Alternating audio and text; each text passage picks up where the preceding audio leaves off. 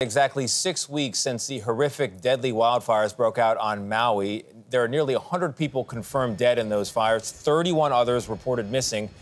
Some 2,000 buildings destroyed. The vast majority of those buildings were people's homes. And there have been a lot of questions, lingering questions, about whether at least some of this could have been prevented. To help us understand it all, let's talk now with Hawaii Governor Josh Green. He's in town to talk to the UN about climate change, which he's been making the point contributed to this disaster. Governor, good morning. Thank you very much for being here. Good morning.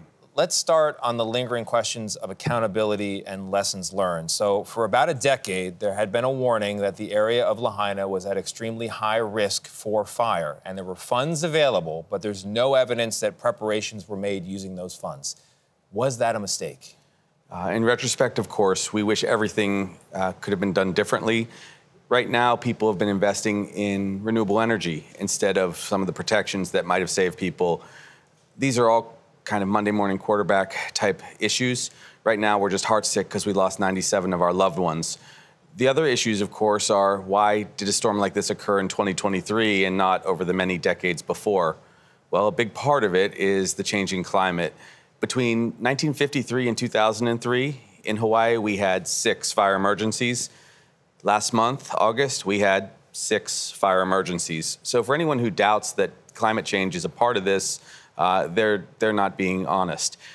So if the climate has changed, I imagine then the response and the preparedness would have to change as well. Another point of concern from citizens on Maui is that the mayor of Maui apparently did not know the extent of the damage in Lahaina until the following morning, so maybe 12 hours after the fire swept through town. Were they not monitoring emergency radio traffic? How could they not know for that long? Obviously the mayor has to speak for himself and his team. What basically happened was a fire broke loose early in the day. They put it out, and then several other fires, 3 other major fires began across the island of Maui. Because of those 3 fires, people were scattered to the wind. Then the fire seemed to reignite back over Lahaina. By that time, we had hurricane-force winds. That's when I say there's climate impact. We had 74-mile-per-hour winds that spread embers all across Lahaina. So I don't know why his emergency management folks were unable to communicate adequately with him. I do know that the fire was so fast and furious that it took only 17 minutes to come through Lahaina. Again, we're going to do all that we can to mitigate these kind of things going forward, but I'm here in New York to tell the world we're no longer just anticipating the impact of climate change and wildfires and how they could take our people out.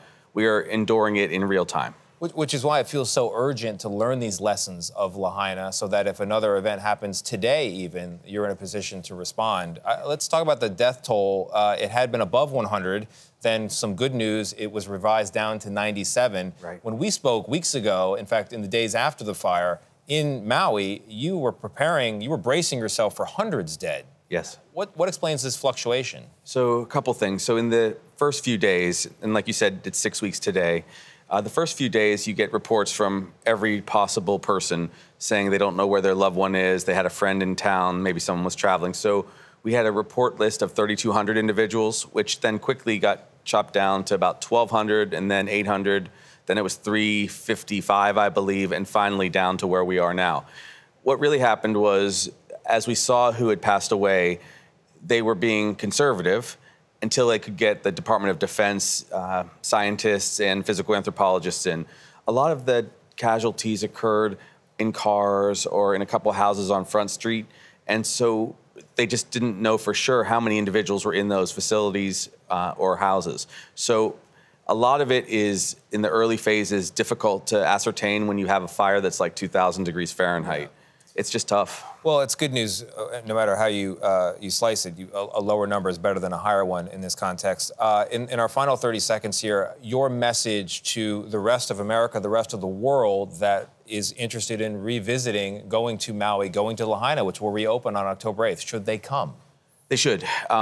It is a difficult call, but when people come to Maui, in this case even West Maui, on October 8th or the weeks and months thereafter, you will be helping our people heal. Everyone has to brace themselves globally for these kind of challenges, and we have to prepare better.